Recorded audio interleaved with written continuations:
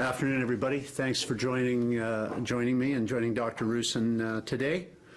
Brent, again, thank you so much for your work. We appreciate it. And thanks to your team as well.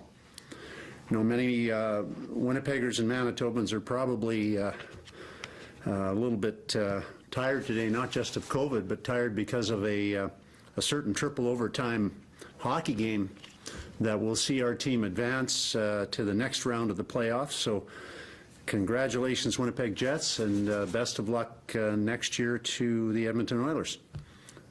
Today, I want to talk about Team Manitoba. We need all Manitobans on our team. We're at a critical point in this third wave. We need everybody to do the right thing, to be good citizens. If that sounds old-fashioned to you, I hope it doesn't, because that's what this is about as we move forward. It's about citizenship. Last week we introduced new public health orders to take effect over the May-long weekend and slow the speed of the third wave and avoid a complete shutdown in many sectors. These and previous measures that we had taken will not work if they are not followed. These measures were put in place, strong measures, to limit gatherings, to limit close contacts, particularly important with the increasing transmission possibilities of these variants of concern. COVID's adapting.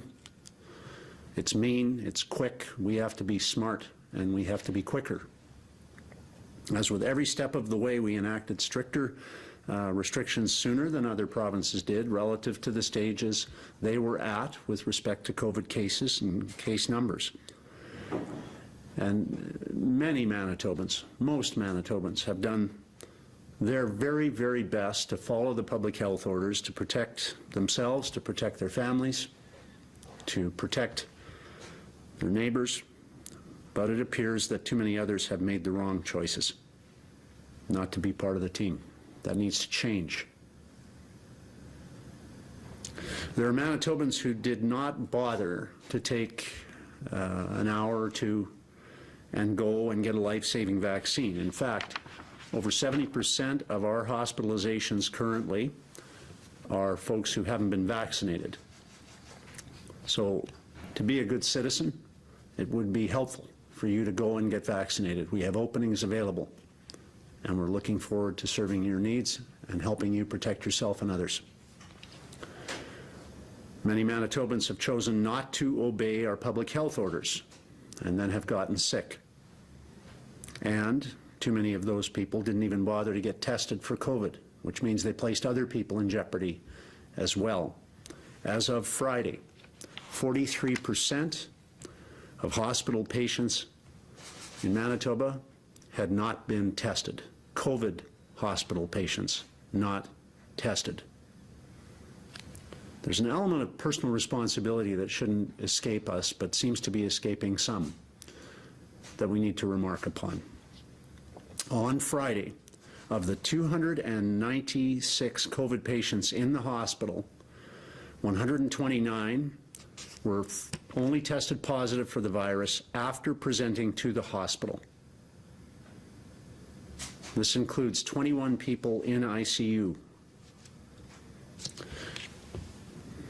We continue to see unvaccinated Manitobans requiring admission to hospital and ICUs. We continue to see people who are coming to hospital very sick, presenting at hospitals very sick, who have not been tested for COVID. That means that there is a far greater risk that they are transmitting COVID to others, and variants of concern work fast. We need to change these behaviors.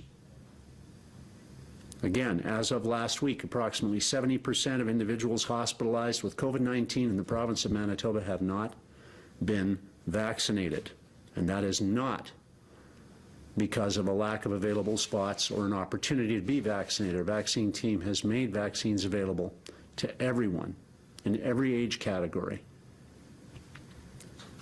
So, despite the best elective efforts of most Manitobans, despite having some of the strictest public health measures in the country for the past month, this reckless behavior of some is threatening the ability of our healthcare system to care for those most in need, including themselves. This past weekend, we call the unofficial start to summer here in Manitoba. But we need Manitobans to continue to stay home now, flatten the curve of the third wave, beat back COVID, so we can enjoy all that the rest of our Manitoba summer has to offer together. I'll pass it over to Dr. Roussin to expand on these updated restrictions. Thank you, Premier. Good afternoon. I'm Brent Roussin, Manitoba's Chief Provincial Public Health Officer. 4 weeks ago, we announced changes to our public health orders to help slow the third wave. 3 weeks ago, we needed to announce even further measures to slow that transmission. And 2 weeks ago, yet again, we had to announce further restrictions as our case numbers were climbing. Our case numbers remain too high. We have nearly 5,000 active cases, 69% of those cases occurring in the last 7 days. Last week, prior to a long weekend, we announced even further restrictions, really to eliminate all gatherings, outside household gatherings. And this is, again, to reduce the amount of contacts we have to end these transmission chains. So today I'm announcing that those restrictions will remain in place until Saturday, May 29 at 12:01 a.m. And those restrictions again include indoor public gatherings are not permitted, and visitors are not permitted on private property except in certain circumstances. Outdoor gatherings with anyone from outside a household are not allowed. And that applies to all recreation spaces, playgrounds, golf courses, parks, sports fields. Only can gather with members of your household. Retail businesses are able to operate only at 10% capacity or a max of 100 individuals, whichever is fewer, and only one person per household is allowed to enter a business, of course with some exceptions for caregivers, single parents with children, etc.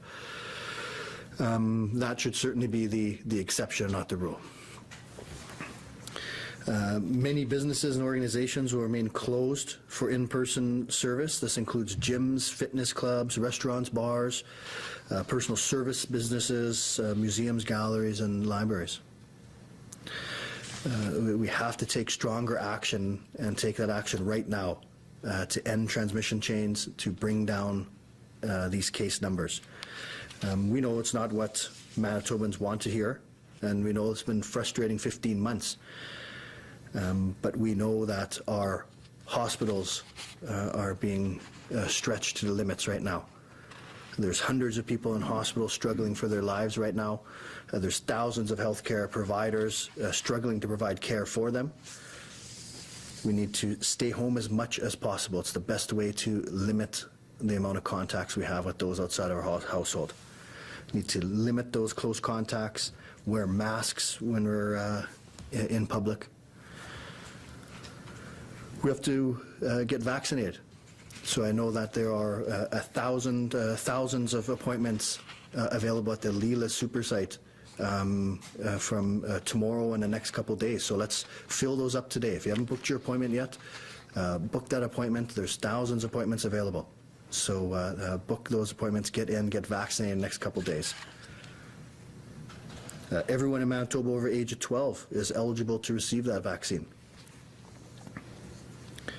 So please book those appointments, get vaccinated as soon as possible.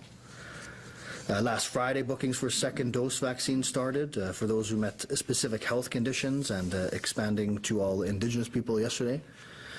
As more vaccine continues to arrive in the province, we'll continue to make more appointments available to protect Manitobans and their families. Right now, it's all up to us to take these additional steps.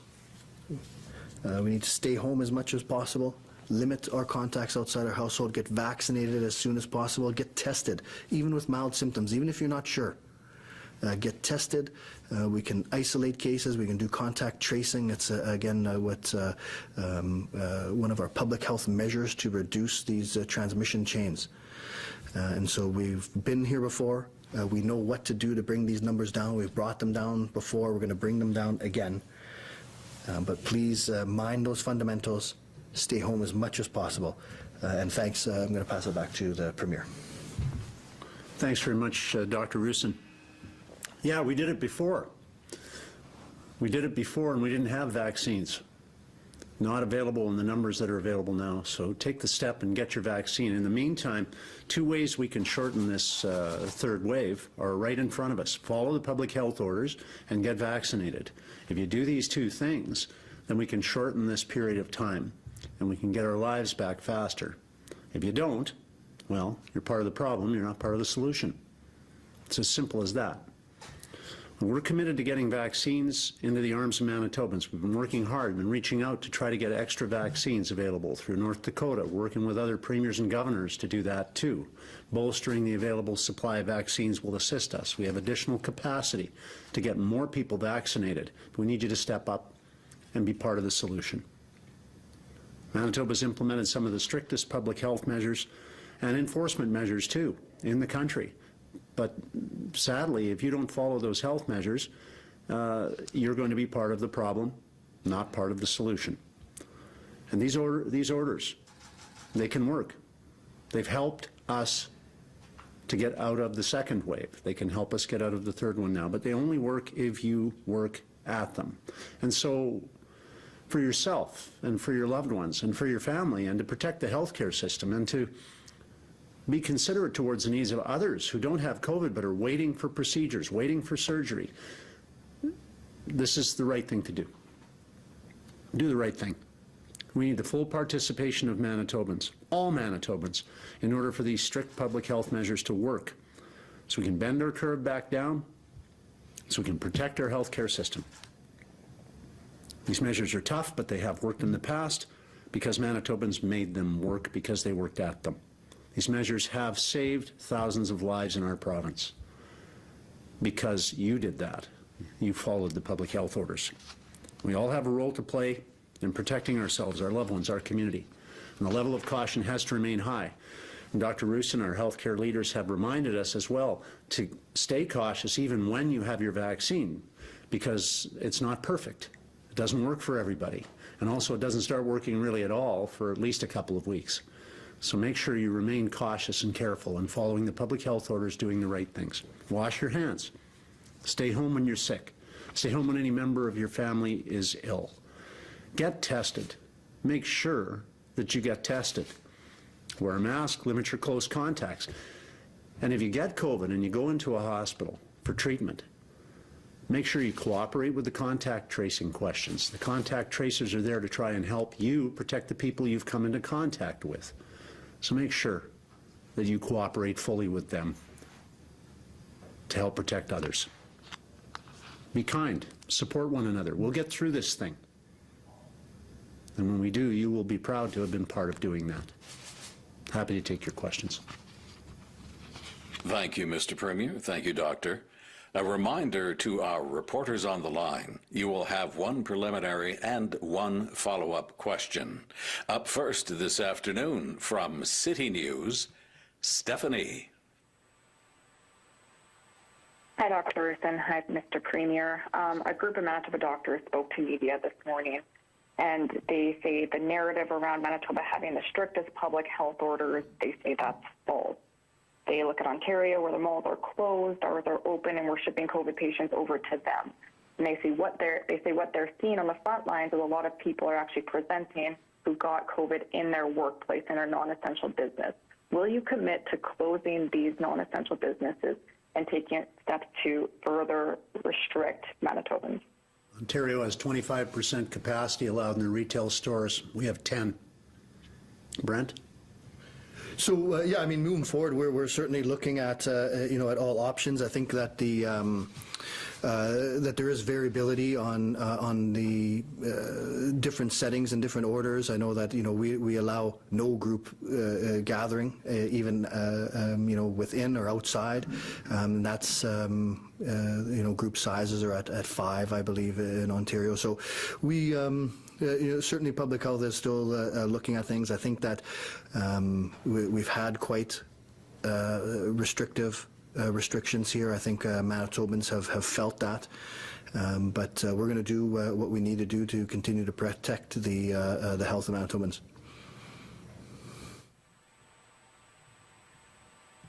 Okay, and the doctors did say this morning that they do expect, or that they think it is likely that patients could die in transport as we take them out of province. But to get to a situation where we have to do this, when we've watched the COVID situation unfold in other provinces, why weren't these measures taken earlier? Why weren't the training programs for ICU staff not done earlier so the staff could be ready now? And why wasn't the call made to the federal government earlier than last Friday? So I think, there's been substantial planning efforts right from the beginning of the pandemic in the healthcare system. I'm not, the one to speak to those, but I know that even before we've seen our first case of COVID, there's a tremendous amount of planning going on and preparation in the acute care system. We certainly did see these third waves in other jurisdictions, and that's they occurred, and those other areas have peaked and have started coming down while we're peaking later than them. I think we've had restrictions, and we've been in our critical red status since November. We've never come out of that. And we've had multiple iterations of increasing restrictions to now, Manitobans can't gather at all outside of their household. So I think we've had a number of restrictions in place, and moving forward, we still need Manitobans to do their part. In terms of the pre-COVID period, we beefed up significantly the investments in healthcare overall, in ICUs specifically, not just in terms of capital investments, improvements in facilities, but also in terms of staffing. But no one anticipated a pandemic. It's an unprecedented time. But the case numbers will continue to rise if people don't abide by the public health orders. Doesn't matter what they are if people won't abide by them. We have strict public health measures. They are more strict than, in almost every respect, than any other jurisdiction. They were a month ago more strict than almost any other jurisdiction except Ontario at that point in time. And so limiting, one shopper at a time in stores, 10% retail capacity. We had it down to 25 before. That was the same as Ontario at that point in time. We've limited gathering sizes.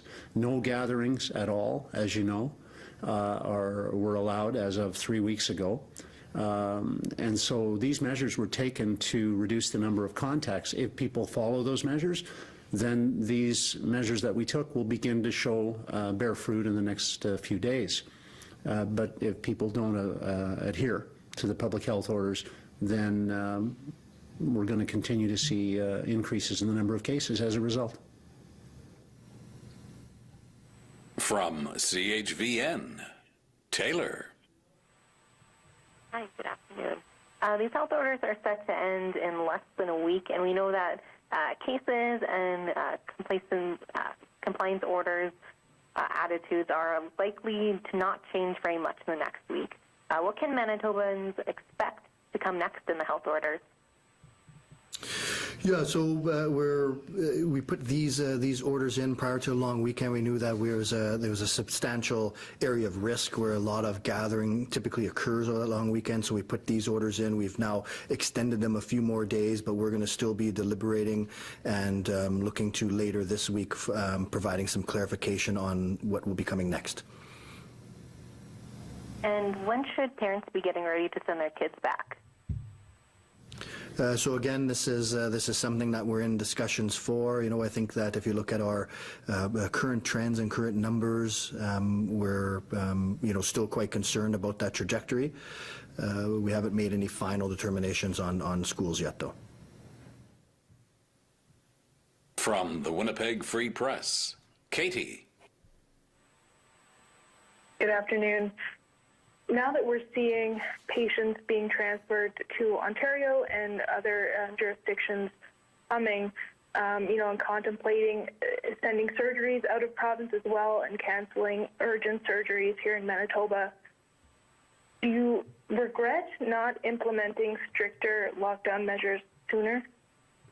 Well, we certainly are, concerned about these numbers. We've been concerned about them for 4 weeks when we put in more restrictions. Like I said, we've never come out of significant restrictions. We've been in our critical red restricted level since November. So we put in a number of restrictions. We've had to make a number of iterations to that because we continue to see numbers climb, and we're at a point right now where there's not a whole bunch more to restrict. So we're looking to again, Manitobans a step up to bring these numbers down.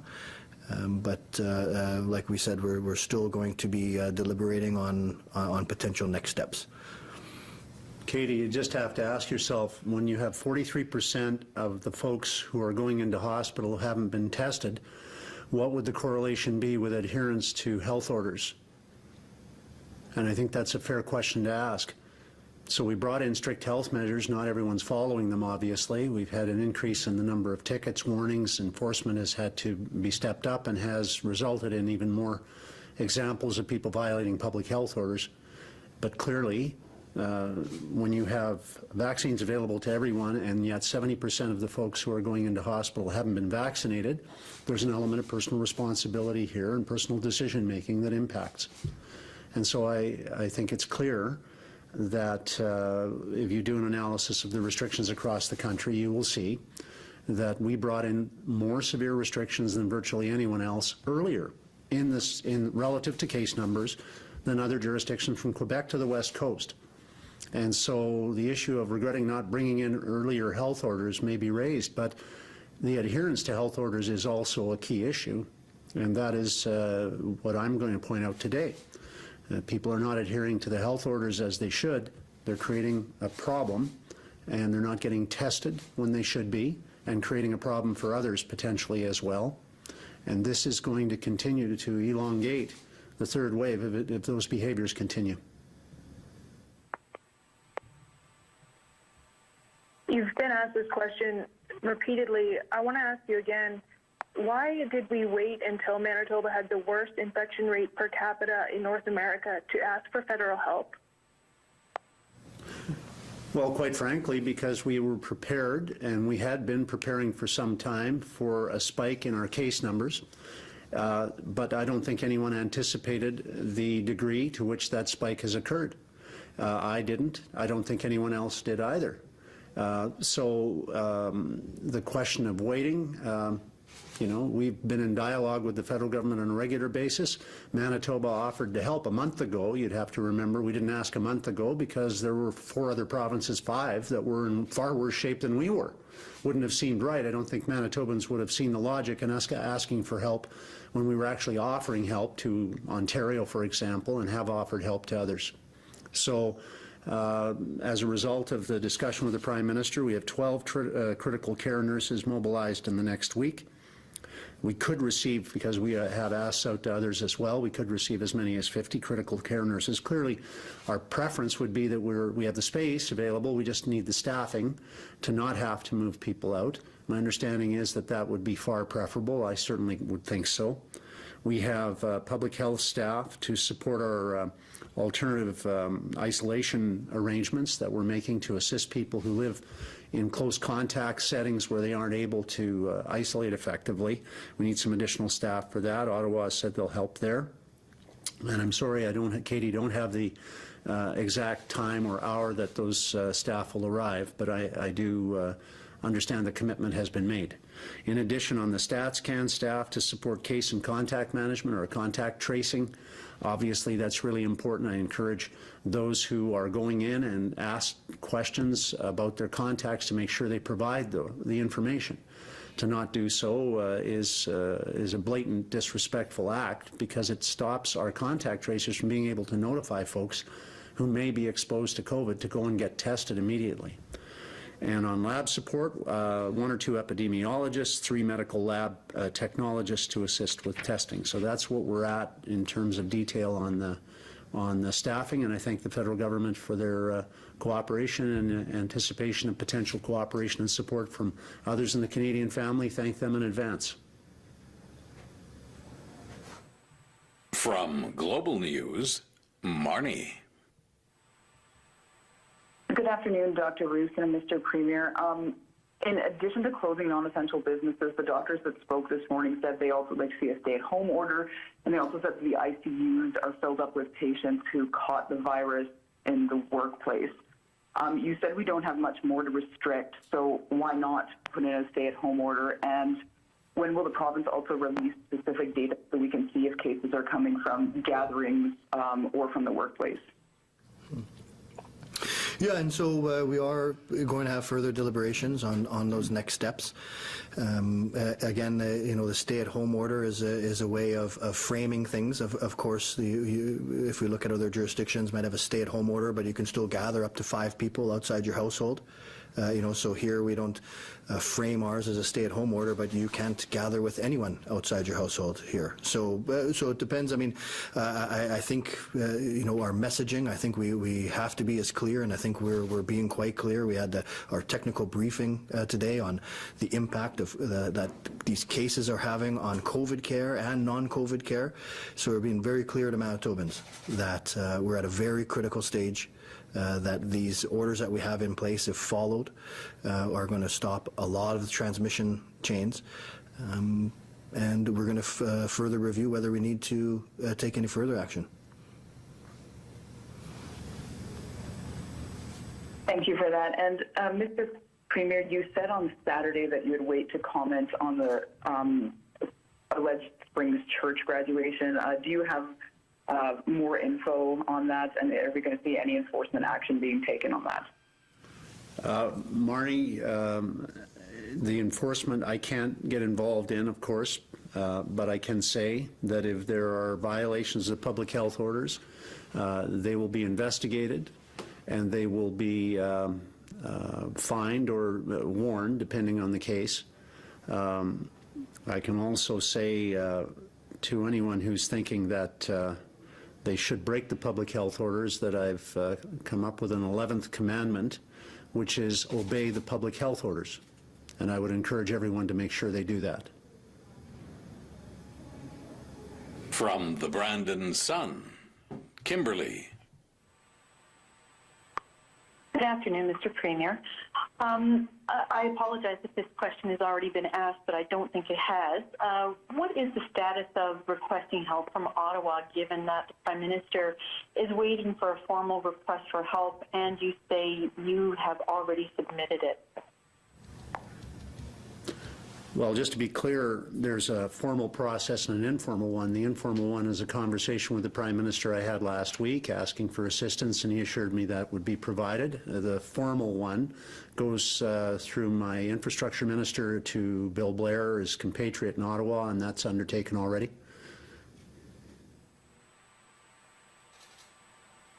Thank you very much. My next question for you is regarding the survey. What are the first couple of days of the survey showing? Specifically, how much is the provincial government willing to spend on the incentives during that survey process? Sorry, I'm not clear on your question, Kim. Can you just repeat that for me? Yes, I apologize. There was a survey regarding involvement for those that are potentially vaccine hesitant. And I'm just wondering, what are the first couple of days of the survey showing, if people are actually buying into it, and if there's incentives, how much is the provincial government willing to commit to those incentives? Well, I'll only say that in the next few days we'll be releasing an incentivization strategy. This is a major thing that we need to encourage and cajole people to get a vaccine in any way that works, because we can't continue to expect we're going to get our lives back in the absence of people getting vaccinated in large numbers. The restrictions will have to be there to protect our healthcare system. As long as there are folks who are not vaccinated, who are getting COVID, who are going to hospital, who are needing ICUs, there is going to be a lengthening of the third wave. It's going to stretch out. We'd prefer that it be shorter. Most of us would prefer it be shorter, and so we need to encourage people to get vaccinated, and there'll be more detail on that in the next few days. From CJOB, Joe. Good afternoon, Dr. Roussin and Mr. Premier. Just wondering if someone could clarify when the province is going to release specific data on where the cases are coming from, so we'll know if it's from gatherings or the workplace or anywhere else. Yeah, and so we have certain data on that.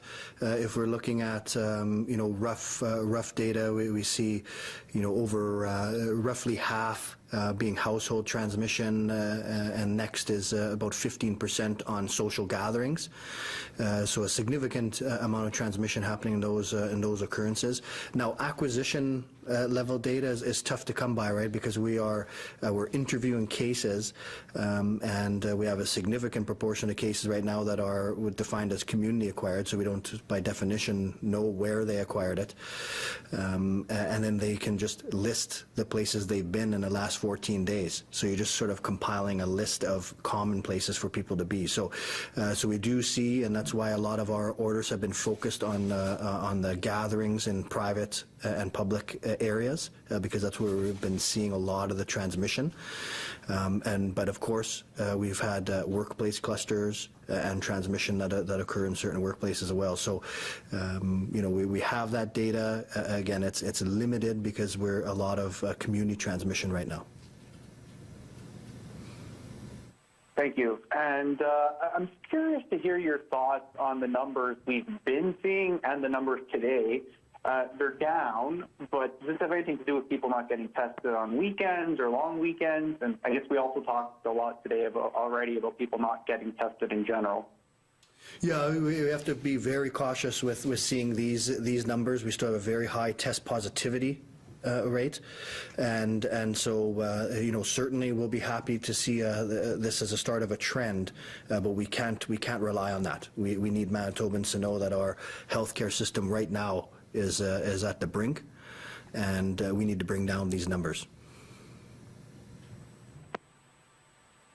From the Winnipeg Sun, Scott.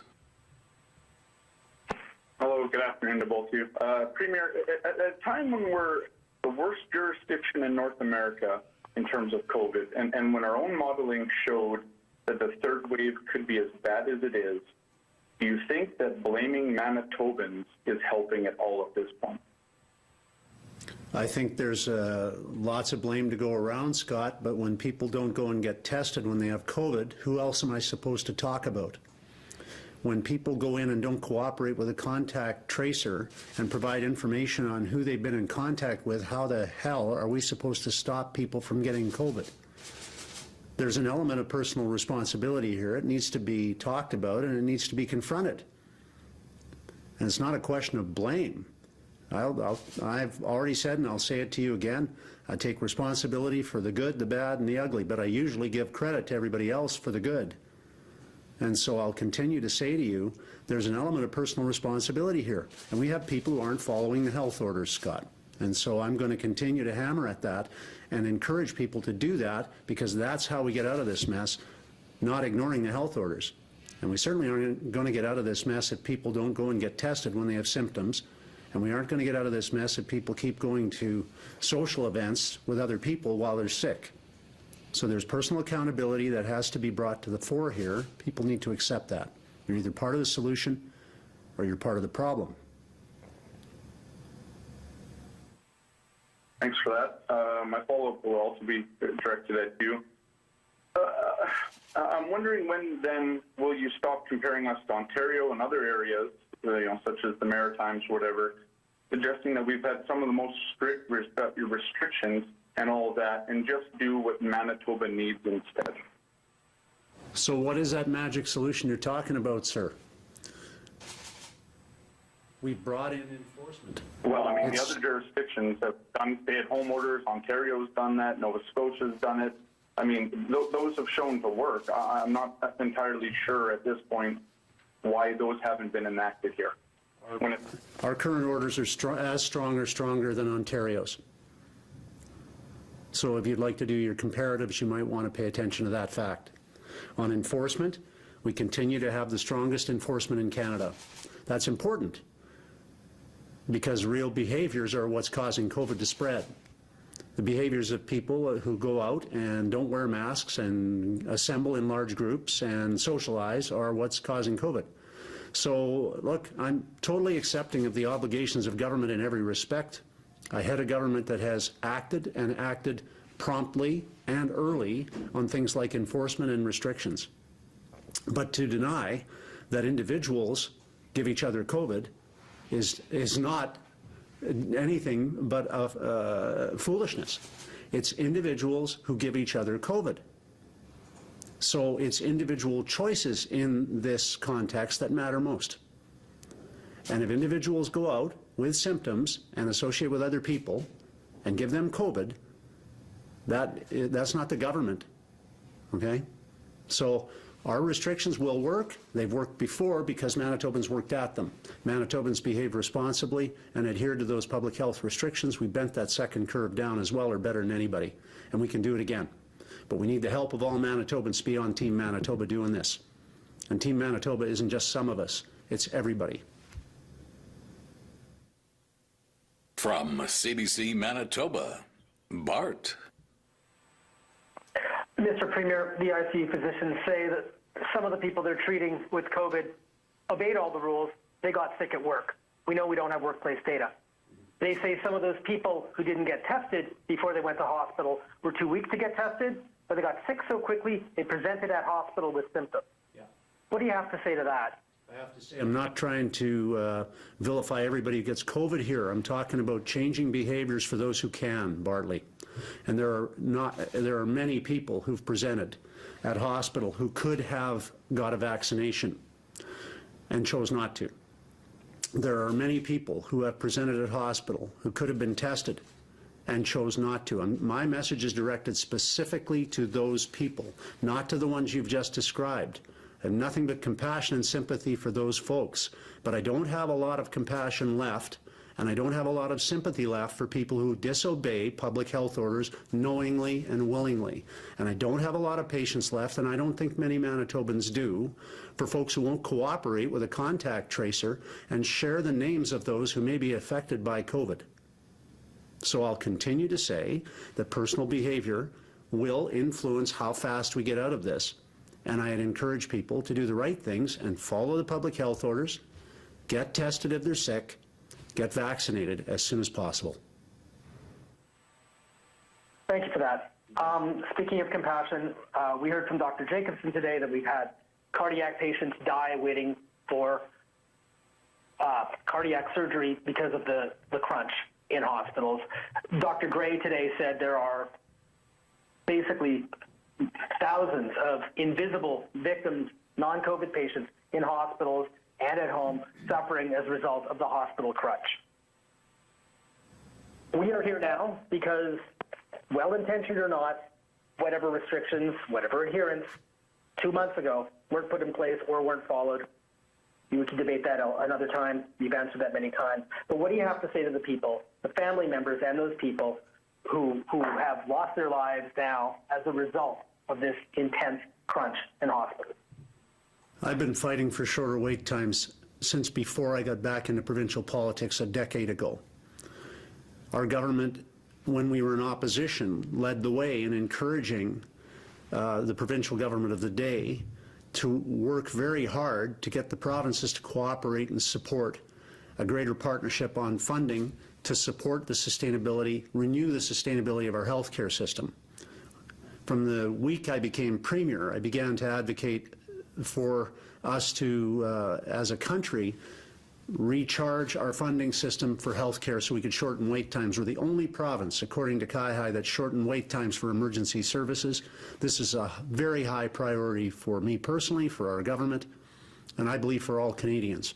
And this pandemic has clearly demonstrated, irrefutably, that funding support to get healthcare sustainably funded federally, provincially, has to happen because wait times have been doubling, even tripling in many categories over the last 20 years in this country, and this pandemic is making it far, far worse. And the human suffering that is occurring now in this pandemic was occurring before as well, and it's been ignored for a long time. It needs to be addressed, and this pandemic makes it evidently clear, I hope, I hope, to the federal government that they need to get back to the table with every premier and sort this mess out, because it isn't going to solve itself.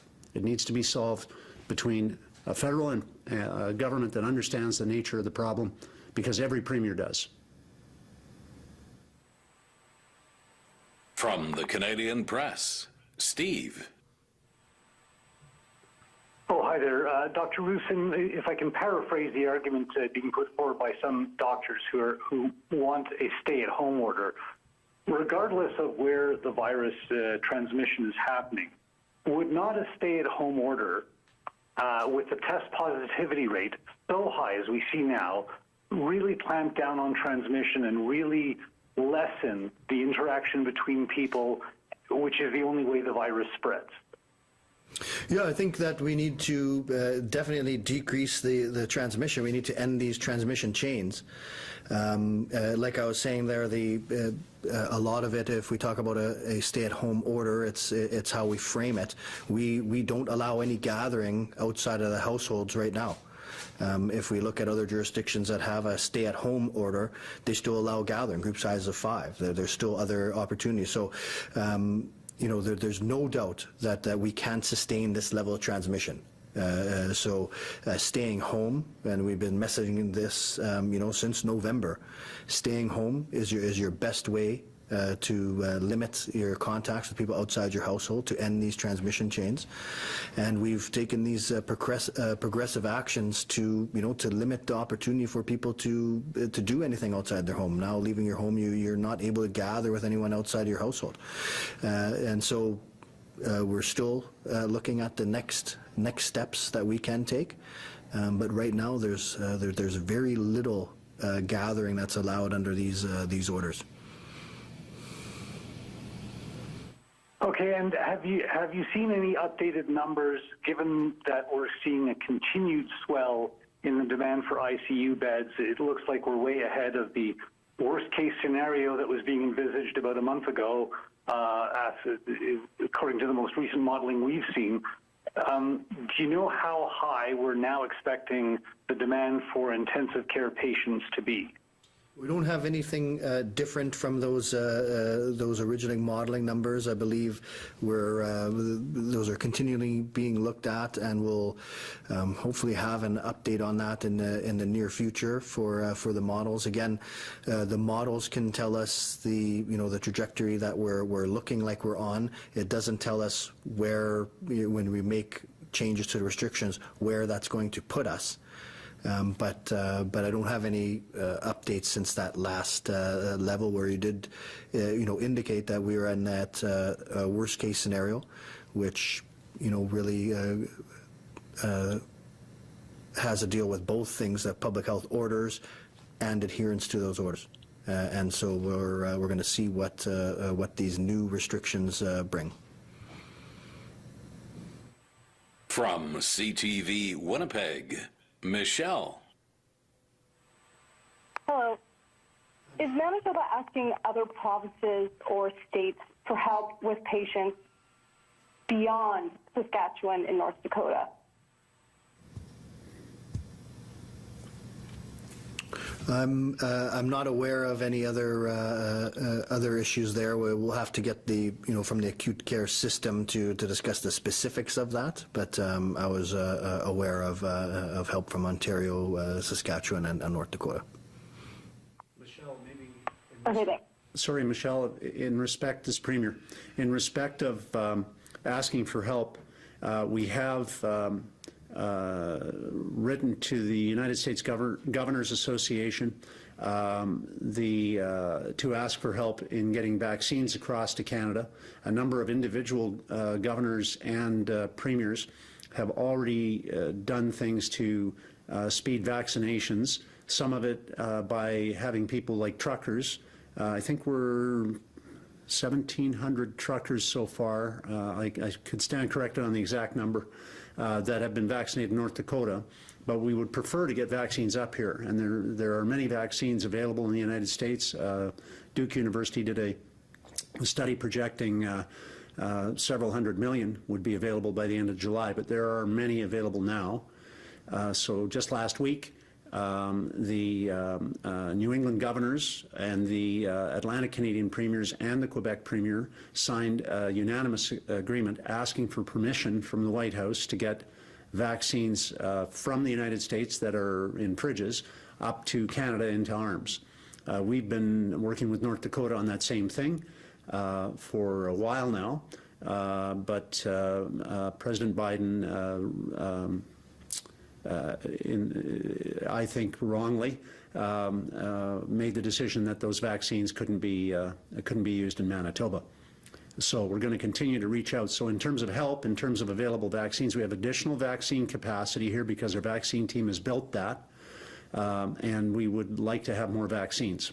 There's a supply disruption also that's been widely reported upon here, not just related to Moderna, but some other questions about supply chain issues that may impact negatively on the amount of vaccines we have in Canada over the next few weeks. We hope not, but nonetheless, it highlights two things. One, short term, get the vaccines that are in fridges in the United States up here as soon as possible, and two, develop for future pandemics, develop a domestic vaccine source that's reliable so we're never put in this position again.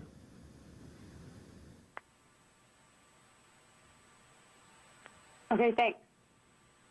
We also heard from this group of doctors today, they kind of were saying that vaccines are the long-term solution. It takes 2 weeks for a vaccine to give you any sort of high level of protection.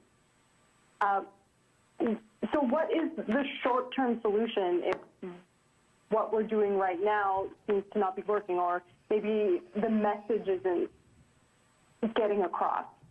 I'll start with that one and say I'm totally sure that the doctors want exactly the same thing Dr. Roussin wants and I want, most Manitobans want. They want a safe, secure society where we can restore our healthcare system to sustainability and where we can get our freedoms back. And I think we're all in agreement on that. And I think the question of restrictions that I understand they've focused on is one aspect of that. But I also maintain that getting Manitobans vaccinated as fast as we possibly can is also a key part of this, not just in the long term, but in the short term. So I think we're in agreement on the goals. Brent, maybe you'd like to add? Yeah, I agree. I think that certainly in the immediate time we have these restrictions in place, and we've been escalating them over time. I think vaccine, certainly in a relatively short period of time, certainly in a long, medium to long term, are our way out of this pandemic. We do see that very few people are making it to our ICUs that are vaccinated, and again, we know that there's people who hadn't had the opportunity at that time to be vaccinated. So it's not about attributing blame necessarily there, but it is we see very few people in our ICUs that have been vaccinated. So the more and more vaccine we get into Manitobans' arms, we are going to see that demand decline. Our final reporter this afternoon from CTV National News, Jill. Dr. Roussin, just picking up on that last point about, 70% of hospitalizations currently not vaccinated, but a lot of these are people who are just recently qualified. Premier, in that instance, you talk about doses in fridges and freezers. We had a lot of doses in this province in fridges and freezers in March and April that weren't going into arms. Do you regret how slow the vaccine rollout was in this province? No. The vaccine rollout was done systematically, with the first priority being to reserve the second dose for seniors in personal care homes, which resulted in us having higher numbers in reserve. Also for frontline staff, which resulted in us having higher numbers in reserve. So you don't look good on the stats sheet, but you don't sacrifice the security of your highly vulnerable people for a stat. Secondly, we held in reserve for our northern and Indigenous communities significant amounts, which were slower to report back. So we look like we're slower going out. We're middle of the pack. We're a little below middle of the pack because of the reserves we held back for second doses. That's not the issue at all. the flow of the vaccines out, and flow rates is what matters over the last 2 months, is consistent across provinces. We're at about 1.5% behind Alberta, I think Ontario 1.7% behind them. Again, slower reporting from our large Indigenous partners. We have the highest percentage of Indigenous in the country, outside of the territories, of course. So those are the facts around rollout. The reality is, if we'd had the vaccines sooner, that would have helped. Okay, and that's not a shot at Ottawa, it's just a fact. The fact is, there's a lot of vaccines not being used in North Dakota and other states right now because their vaccine hesitancy numbers are very high. The fact is, we could use those vaccines in Canada. The fact is, we have the strongest relationship of any two countries ever. Canada and the United States, I think, have a long-standing partnership socially, economically, that's undeniable. So the sooner we can get more vaccines into arms, the better. We're going to have a campaign to reduce vaccine hesitancy, but we need more vaccines, and the sooner we get them in arms, the better. But if there's that vaccine hesitancy that we're hearing about, how do you encourage that? I mean, could we be seeing vaccine passports potentially for all these people who have been vaccinated and are waiting for their lives to begin again? Well, passports might be an interim issue, hopefully only short-term restrictions for anyone in our province or our country. But they may be enabling people to do certain things. That's not unusual. We have restrictions right now for people traveling and other activities which used to be not so onerous. We'll put it that way. So yeah, combating vaccine hesitancy is an important issue, and it's one that various jurisdictions, not just in North America, are encountering right now. So yeah, we'll have more to say on that in the next few days. But I think the opportunity is very real to get ourselves through this third wave faster by getting more people vaccinated. If people will follow the public health orders, the combination of those two things will help us tremendously. And that's what we need to do to get through this third wave. Just want to say finally, thanks to everyone. Follow the health orders, please. Get vaccinated, please. If you're sick, get tested, please. And if you are determined to help, and I hope you are, make sure you cooperate at every opportunity with our contact tracers. They will then assist you in making sure you're protecting those who you may have inadvertently given COVID to. We want to make sure those folks are able to get tested as well. And so we need your cooperation and help in every respect at every step of the way. We get that, we can shorten the third wave together. We've done it before, and we need to do it now. Thank you.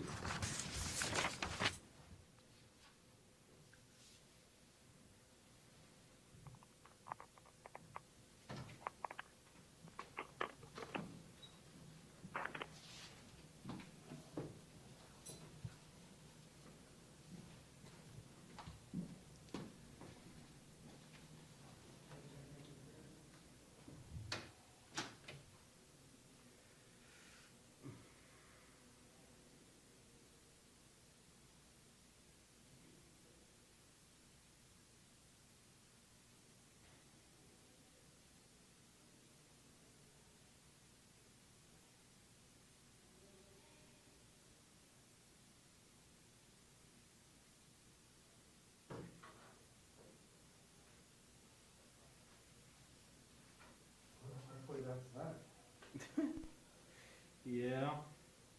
There isn't another one, is there? Not that I know of. Probably there's gonna be. Just the QP upstairs. Right. Yeah. You staying for that? Oh, yes.